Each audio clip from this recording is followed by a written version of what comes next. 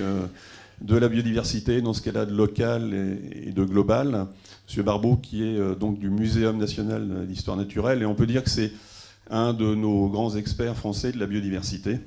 Il mouille beaucoup la chemise, comme on dit, pour venir sensibiliser le public. Monsieur Barbeau, si vous voulez, vous pouvez intervenir soit debout devant le public, auquel cas je vais vous donner un micro. Alors attendez qu'il soit... Voilà, ça y se connecte, ça y est. Bien, bonjour à tous.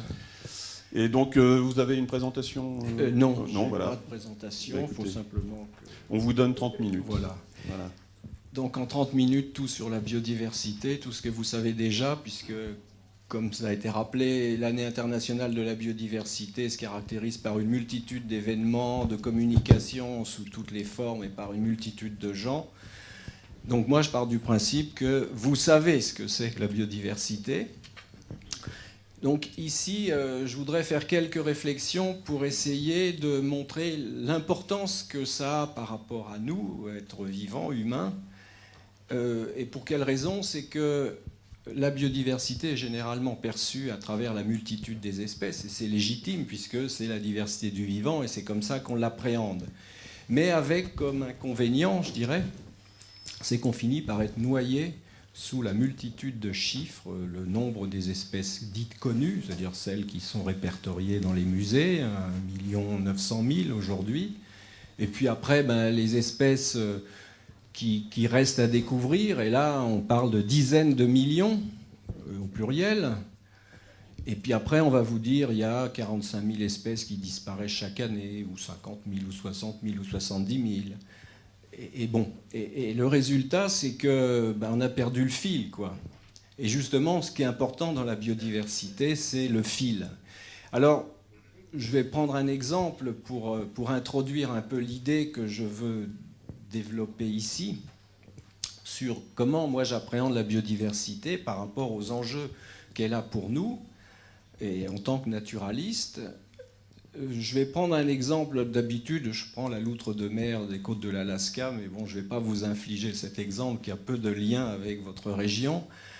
Bon, je vais plutôt parler une forêt, des chênes, par exemple, les arbres. Bien sûr, il y a un grand nombre d'espèces d'arbres. Il y a 250 000 ou 275 000 espèces de végétaux supérieurs qui font de la photosynthèse. Mais quand vous voyez un chêne, certains ils voient que le tronc d'ailleurs, c'est-à-dire le bois qu'on peut en tirer, mais les naturalistes, ils voient beaucoup plus, et puis les poètes aussi.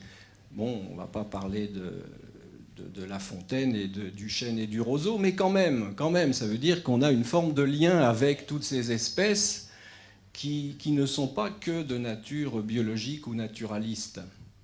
Eh bien, un chêne, si vous regardez un peu dans le sol, vous allez voir que les racines sont enchevêtrées avec des champignons qui forment des mycorhizes, et que le chêne tout seul, sans ces mycorhizes, sans ces champignons, il ne serait probablement pas en bonne santé, il ne pourrait pas avoir la majesté qu'il a. Et puis ça ne s'arrête pas là, cette collaboration entre les champignons et le chêne. C'est que c'est quoi une plante? C'est quelque chose qui transforme le carbone du gaz carbonique de l'air en matière organique, c'est-à-dire en matière vivante, en quelque chose qu'on peut manger. Quand je dis on, c'est tous les êtres vivants, les herbivores, les insectes phytophages, et puis ensuite les carnivores qui mangent. Donc l'origine de toute la matière vivante, elle vient de cette diversité végétale. Bon, j'ai pris l'exemple du chêne, il n'est pas le seul, mais c'est pour voir aussi le chêne autrement comme machine à produire du vivant. Et donc ce vivant, que ce soit dans les racines ou dans les feuilles, ça profite évidemment à une multitude d'autres espèces. Nombre d'insectes phytophages. Dans une forêt de chêne, il y a probablement plus de 6000 espèces vivantes. Et donc il y a des chenilles, il y a notamment la tordeuse qui provoque des ennuis sur les jeunes feuilles. Mais heureusement, il n'y a pas que les chenilles, il y a aussi des mésanges charbonnières qui, pour nourrir leurs petits, vont consommer le surplus de chenilles et faire en sorte que ce ravageur potentiel soit maintenu à un niveau raisonnable. Et puis on pourrait continuer comme ça indéfiniment dans la chaîne des relations qui se tissent entre tous les habitants de la forêt. Et donc le mot important dans la biodiversité, ce n'est pas le nombre des espèces, c'est c'est le réseau qu'elles constituent ensemble, c'est l'entrelac de ces espèces qui constituent des écosystèmes comme une forêt, comme une prairie, comme une savane, etc. Donc, la définition que je propose maintenant, moi, de la biodiversité, c'est bien sûr, c'est la diversité du vivant, mais je préfère dire c'est le tissu vivant de la planète. Un tissu qui est fait de mailles, d'interactions entre une multitude d'espèces, et puis un tissu, ça se démaille. Et si on parle aujourd'hui de biodiversité, c'est pas seulement parce que c'est beau, parce que c'est magnifique, parce que c'est utile, c'est aussi parce qu'elle est en péril. Et elle est en péril, je dirais, grâce à nous. Mais nous, précisément, nous faisons partie aussi de ce réseau vivant. Nous avons une légitimité à appartenir à ce tissu vivant de la planète. Nous en sommes issus, nous en dépendons. Simplement, on va un peu trop loin, on est un peu maladroit. Et la question se pose, à travers les réflexions qui ont été évoquées sur le développement durable, de rétablir un équilibre entre notre propre développement et celui du reste de la planète. Donc, appréhender la biodiversité de cette façon, ça facilite la prise en compte des problèmes au niveau concret, et que ce n'est pas seulement les belles espèces tropicales ou des récifs coralliens, les hotspots de biodiversité, comme on dit, mais elle est partout, a été évoqué il y a quelques minutes, des projets sur la ville, sur la biodiversité en ville, et de fait, il y a aussi du vivant, de la nature, de la diversité du vivant dans les villes comme dans les champs. Donc ce concept de biodiversité a l'avantage d'ouvrir la nature, ou de réintroduire un lien entre la nature et l'espèce humaine, entre la nature soi-disant sauvage ou réellement sauvage et le reste des paysages transformés par une espèce, après tout, qui a quand même fait des belles choses, qui s'appelle Homo sapiens. Sapiens, pas toujours, mais quand même. Donc voilà, c'est ça l'enjeu, c'est vraiment, on est concerné, même si, parce que c'est complexe finalement, ce que je viens de vous raconter, c'est un peu conceptuel, ça échappe un peu. Donc, ce que je suis en train de dire, c'est que pour moi, le vivant, c'est la plus grosse entreprise de la planète, c'est une machine à produire, c'est la base de toutes nos activités, et donc sauvegarder ce potentiel, c'est une priorité qui ne viendrait à l'idée de personne de raisonnable de contester. Et pourtant, quand on appréhende la diversité comme la nature, les collections de timbres d'animaux ou de plantes qui n'intéresseraient que les naturalistes pour qu'on puisse se consacrer aux choses importantes, c'est-à-dire à la circulation de l'argent sur la planète, ben, l'argent, c'est pas grand-chose s'il n'y a pas les ressources, s'il n'y a pas le travail humain. L'argent, c'est que ça n'est qu'un intermédiaire. Mais il semble qu'on l'a oublié. Et ce qui est fâcheux, c'est que cette obsession de la crise dite financière ou des problèmes financiers fait perdre de vue que le fond du problème, il est de nature écologique sur ce tissu vivant de la planète, ce fonctionnement des écosystèmes. Ce qu'il faut comprendre aussi, c'est que ce qui est important, j'ai dit le chêne par exemple, mais en réalité, ce qui compte, c'est la population de chênes, c'est la succession au cours des temps d'individus de même espèce. C'est la population, et nous constituons une population avec sa diversité propre, génétique, culturelle, d'expérience. Et ça, c'est vrai pour tous les êtres vivants. Donc ce concept de population, et là je parle avec l'expérience de quelqu'un qui a enseigné ça, on s'aperçoit que c'est la vraie réalité. Un homme tout seul ou une femme toute seule, ça ne représente rien, ça va vivre quelques années, puis pouf, plus rien. Donc la vraie entité, c'est ça, c'est la population, avec toutes les interactions que ça suppose entre les individus de cette population. Donc, vous voyez que parler de la biodiversité, c'est parler de choses qui nous concernent, même si on n'a pas de goût naturaliste ou de goût pour la nature, c'est nous dire des choses sur le vivant, sur son histoire, sur son origine, sur nos origines et notre avenir. Donc ça devrait être au cœur de nos préoccupations. Et puisque j'ai dit que c'était des populations, ça veut dire aussi que ça pose les problèmes à l'échelle de l'espace. C'est-à-dire, quand on dit le panda géant, la girafe, le tigre de Sibérie, on voit ces espèces magnifiques qu'il faudrait sauvegarder, et puis on perd de vue que pour que l'espèce, la population tigre de Sibérie se maintienne durablement, il faut plusieurs milliers d'individus ou plusieurs dizaines de milliers d'individus. Et pour que ces individus vivent, se reproduisent et aient des descendants qui vont eux-mêmes se reproduire, il faut des grandes surfaces d'écosystèmes qui leur conviennent. Et donc vous voyez bien où le problème apparaît, c'est que nous aussi, qui croissons en nombre et en besoin, nous avons besoin de beaucoup d'espace. Et là commence la friction entre Homo sapiens et les autres espèces, ce qui fait partie de la dynamique du vivant. Il n'y a rien de singulier là-dedans, à ceci près que notre espèce, elle n'a pas truqué, mais quand même, elle s'est montrée intelligente, elle a su détourner à son profit des ressources énergétiques fossiles, le pétrole, le charbon, et grâce à ça, elle a eu un développement accéléré. Et donc le problème aujourd'hui qui frappe la biodiversité, ce que j'aime pas appeler sixième crise d'extinction, et éventuellement je dirais pourquoi, on est effectivement dans une phase d'accélération du rythme des extinctions, du fait de notre propre succès, notre propre expansion démographique, économique, de consommateurs. Donc on a accéléré les choses et on s'est confronté, on s'expose aujourd'hui à un déséquilibre grave parce que ces ressources qui ont permis notre super développement accéléré sont en train de plonger et que comment on va faire? C'est ça le problème du développement durable et il est sérieux et évidemment il touche directement la biodiversité, mais toute la biodiversité, y compris humaine, d'où des problèmes sociaux, mais qui sont la conséquence de la crise écologique et pas indépendants.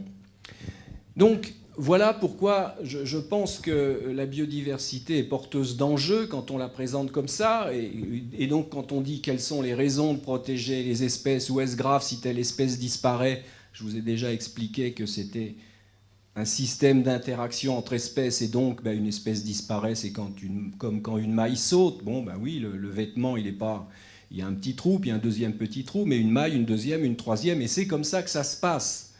Donc, je dirais, oui, une espèce disparaît. Et puis, vous allez me dire, le phénomène d'extinction est un phénomène normal. Toutes les espèces ont vocation à disparaître, comme tout individu qui naît va mourir. Simplement, on se trouve aujourd'hui avec ce phénomène d'accélération du rythme des extinctions dans un système qui est déséquilibré parce que l'émergence de nouvelles espèces est beaucoup, beaucoup plus lente. Il n'y a pas ce bénéfice de l'accélération que nous, on a provoqué. Et donc, on est dans une situation complètement différente, mais je n'aime pas dire sixième crise d'extinction parce qu'on est dans la phase où ça se produit, comparé avec les 5 grandes crises d'extinction du passé, où on va vous dire il y a 65 millions d'années, 70% des espèces sont éteintes, ou il y a 250 millions d'années, c'était 90 ou 95%. Mais ça a duré sur des millions d'années. Et la restauration de la biodiversité s'est écoulée sur des millions d'années. Est-ce que réellement, nous, on vit à ces échelles de temps? Ça n'a rien à voir. On n'est pas du tout dans le même contexte. Et puis la différence majeure, c'est qu'on est le moteur de cette accélération de l'extinction. Donc on a les moyens, ou on a la possibilité en tout cas, de ralentir le système si on le veut, si on le décide. Et donc je pense que parler de sixième crise d'extinction, c'est faire comme si tout était consommé, c'est donc décourager les gens, dire voilà, c'est la sixième crise d'extinction, donc inexorablement, à la fin du siècle, plus de la moitié des espèces auront disparu, puis, etc., etc. Donc je pense que d'une part c'est scientifiquement incorrect, et d'autre part c'est socialement, politiquement, stratégiquement très très négatif. Donc on est dans le processus, puis on en fait partie, on peut le vivre tous les jours, et bien sûr, vu l'ampleur de ce que j'ai appelé le tissu vivant de la planète, donc c'est un enjeu planétaire, mondial. Nagoya a eu lieu il n'y a pas longtemps, on a bien vu que c'était un phénomène planétaire, plus de 180, je ne sais plus, 17 pays, je crois, quelque chose comme ça, étaient présents à Nagoya. Quand même, un accord a été fait, c'est pas forcément extraordinaire en termes concrets, mais le fait que autant de pays aient réussi à s'entendre sur l'importance de la biodiversité, de ces enjeux, et sur la nécessité qu'il y avait de corriger l'évolution que nous vivons, je pense que c'est un succès non négligeable. Alors évidemment, ça ne suffit pas, il faut aussi agir au niveau local, et ce qui est rassurant, c'est qu'au niveau local, il se passe beaucoup de choses. Moi, je parcours pour des conférences différentes régions de France, et de temps en temps, je vais voir ce qui se passe sur le terrain, et on voit des tas d'actions de cultivateurs, d'éleveurs, d'associations qui mettent en pratique, qui essayent de mettre en pratique dans les villes de nouvelles mesures. Alors on va dire c'est des petites choses, mais la biodiversité est faite de petites choses, et quand on accumule les petites choses et que ça va dans le même sens, et que c'est relayé au niveau national, au niveau régional, Europe, au niveau planétaire, ben on peut espérer quand même renverser le cours des choses. Alors, si on vous demande, ou si on me demande quelles sont les raisons pour lesquelles il faut protéger, développer des stratégies de conservation de la biodiversité, une stratégie nationale de la biodiversité en France et dans tous les pays, on a tendance aujourd'hui à répondre à cette question parce que économiquement c'est important. On a été mis en avant le concept de service écologique. Bon, ce que j'ai énoncé, le chêne qui fabrique, enfin les végétaux qui fabriquent de la matière organique, bon, c'est un service écologique fondamental puisque c'est la base de tout, mais on pourrait parler du recyclage de l'eau ou de la purification de l'eau, de la régulation du climat ou des microclimats. On pourrait parler de la pollinisation et on peut essayer d'évaluer ça économiquement. C'est quelque chose qui est très à la mode parce qu'on pense que comme ça, on va prendre la chose au sérieux. Moi, je pense que c'est intéressant de faire cet exercice, mais ce n'est pas forcément la peine de s'extasier sur les chiffres qu'on va produire. Une fois que vous avez compris que le vivant, c'est la base de toute la production de matière vivante et que nous, êtres vivants, ben, on en dépend totalement. Tout ce qu'on mange, ça vient du vivant. La plupart des médicaments, ça vient directement du vivant ou c'est copié sur le vivant. Les vêtements, quand c'est pas naturel, coton, laine, ben, c'est synthétique et c'est le pétrole. Donc c'est le boulot du vivant des millénaires passés ou des millions d'années écoulées. Donc inexorable. On voit bien que c'est important. Est-ce qu'il y a besoin de mettre un chiffre à ça? C'est nous prendre pour des imbéciles ou nous empêcher de penser plus profondément? Parce que c'est comme les guerres. Est-ce qu'il y a besoin de compter les morts pour savoir que ça fait du dégât? Ben là, c'est un peu la même chose. Donc, moi, la première raison que je continue de mettre en avant pour dire pourquoi il faut protéger la biodiversité, eh bien d'abord parce que c'est extraordinaire, c'est irremplaçable, c'est le vivant et sa diversité. Pourquoi le vivant a eu besoin de se diversifier? Parce que le vivant, la vie sur Terre, elle s'est développée dans un monde qui ne cesse de changer, qui est complètement changeant dans l'espace et dans le temps. Les conditions de vie ne sont pas les mêmes au pôle et à l'équateur. Il n'y a pas besoin d'être savant pour le savoir, pour le comprendre. Donc, pour pouvoir vivre sur toute la Terre, dans les océans, au fond des sols, sous les roches et dans des grandes hauteurs en montagne, ben, il faut être différent, il faut des aptitudes différentes. Aucun être vivant n'est capable d'avoir ces qualités. Donc le changement est le moteur de la diversification, ou dit autrement, la diversité du vivant, c'est l'expression d'une stratégie d'adaptation au changement. La vie, on parle de développement durable, qu'est-ce qui a... Le symbole pour moi du développement durable, c'est la vie sur Terre, 4 milliards d'années d'expérience, et quand on connaît les catastrophes gigantesques qui se sont déroulées au cours de l'histoire de la planète, ça n'a rien à voir avec les crises qu'on connaît aujourd'hui. On dit, ben voilà, ça, c'est quelque chose qui est capable d'un développement durable. Et le moyen du développement durable, qu'est-ce que c'est? C'est la diversité, c'est la diversification, cette permanence de diversité qui se maintient à toutes les échelles, y compris à l'échelle d'une espèce, de n'importe quelle espèce. J'ai déjà évoqué ce point-là. Donc voilà, je crois que c'est quelque chose d'extraordinaire, à la fois, là je l'ai dit, en termes de performance, mais aussi en termes de beauté. C'est pas que ça fait rêver, bon, ça fait pas rêver tout le monde, mais quand même, il y a des paysages extraordinaires. Et quand j'utilise l'expression paysage, je sais bien que j'y mets une note d'homo sapiens, de culturel. Et alors, ça fait partie on s'est inscrit dans cette histoire de la biodiversité et du vivant, on y a introduit notre note, nos paysages sont faits avec de la nature, mais aussi avec de la culture. Et c'est important à préserver, à maintenir un équilibre entre tout ça. Donc là, il y a quelque chose d'extraordinaire pour les poètes. Ce n'est pas un hasard si l'école de Fontainebleau s'est préoccupée de la sauvegarde de la forêt de Fontainebleau. C'était des artistes, parce que leur inspiration, elle ne venait pas de nulle part. Elle venait soit de leur fond, mais c'est le fond humain, ça fait partie de la biodiversité, soit de la nature qui nous environne. Donc rien que ça... Le titre là, Soyons très nature, où il y a en ce moment une campagne de mobilisation des citoyens lancée par toute une série d'ONG, dont la Ligue Rock ici représentée, mais FNH, etc., qui a pour slogan « La biodiversité, c'est ma nature ». Je trouve que ce slogan, il est extraordinaire. C'est-à-dire, si on le réfléchit, on le donne à une classe de philo, qu'est-ce que ça vous évoque ? La biodiversité, c'est ma nature. La biodiversité, c'est notre nature. On s'enracine dans la biodiversité. Réellement, moi, je trouve que ce slogan, il est extraordinaire et il dit l'essentiel. C'est-à-dire que sans la biodiversité, sans la nature, on n'existe pas. On est anéanti. On est des poulets de batterie. Ça, oui, on peut durer longtemps, mais bon, notre humanité disparaît. Elle s'enracine aussi profondément que ça.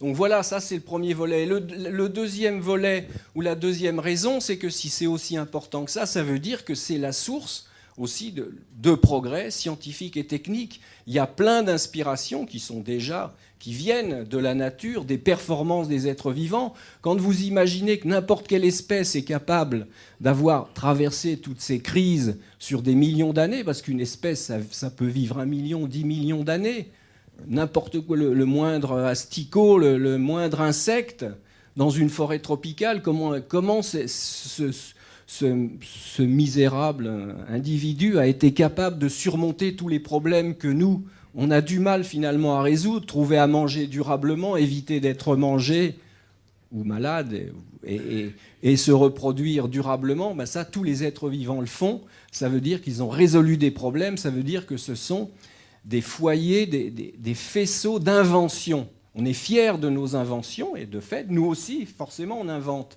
Mais souvent, les inventions, elles s'enracinent dans l'histoire. Une espèce, c'est une collection d'inventions, mais qu'elle n'a pas fait toute seule, qu'elle a hérité de ses ancêtres. Parce que toutes les espèces sont liées les unes aux autres, historiquement. Au début, il y avait une seule espèce, ça s'est diversifié progressivement.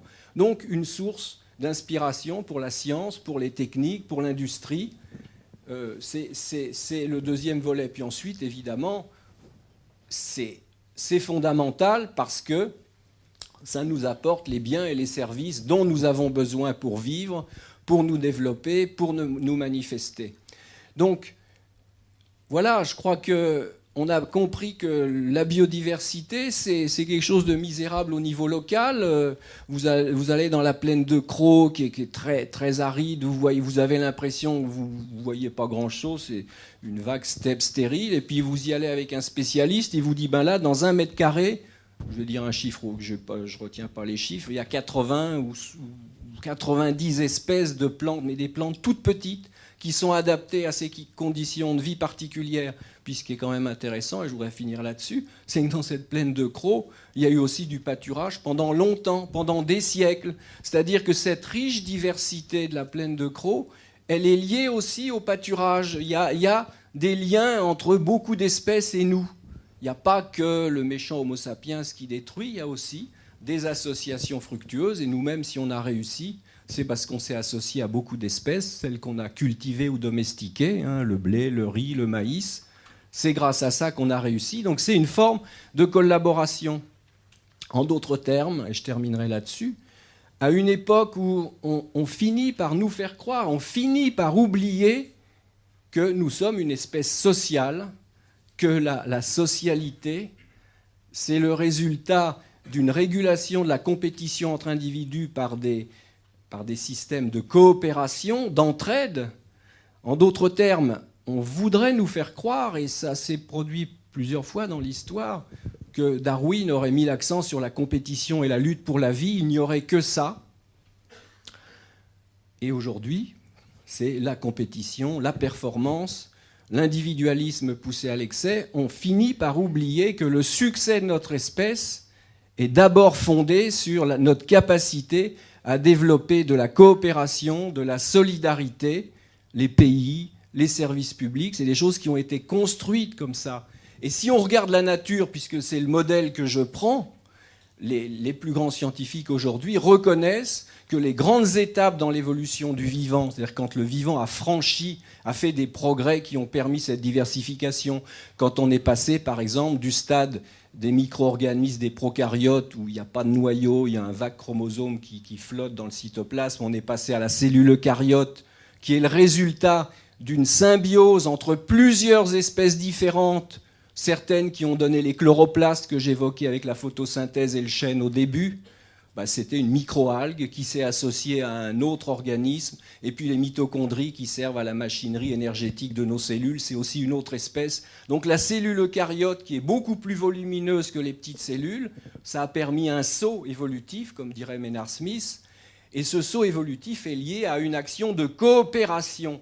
Et que dans l'histoire du vivant, la quasi-totalité des grands sauts évolutifs, j'ai évoqué la socialité, le passage de la vie à l'état solitaire, à la vie à l'état social où on coopère pour faire mieux, c'est encore le fruit d'une coopération. Donc voilà, ça résume un peu ce que je voulais vous dire avec ce que nous apporte la biodiversité, c'est des tas d'inspiration, et puis ça nous rappelle des choses qu'on a oubliées pour nous-mêmes, que notre succès et que le plaisir de vivre à l'état humain, c'est aussi de coopérer, et que certes, la compétition est un moteur de l'évolution, ne me faites pas dire ce que je n'ai pas dit, mais pas tout seul. Il est équilibré aussi par des mécanismes de coopération. Et je pense que les enjeux que l'espèce humaine va connaître dans le siècle qui est déjà entamé et celui qui suit, ce sont des enjeux où on aura besoin de plus en plus de solidarité. J'ai évoqué Nagoya, où une forme de solidarité s'est dessinée sous la pression de certains hommes politiques pour obtenir un accord. Constamment, ça sera ça. Il faut lutter, mais en même temps, il faut coopérer. Et ça peut se faire sur le terrain, à toutes les échelles. Il ne faut pas attendre que ça vienne d'en haut. Chacun agit à son niveau où il peut, et on peut espérer qu'il y a une dynamique d'ensemble qui nous fasse franchir une nouvelle étape où l'humanité sera encore plus belle que ce qu'elle a du mal à être encore tout à fait aujourd'hui. Je vous remercie pour votre attention. Merci Monsieur Barbeau. Alors nous avons bien compris que chacun d'entre nous fait partie du tissu vivant de la planète, et peut-être aussi qu'il nous faut dépasser l'horizon de l'économie.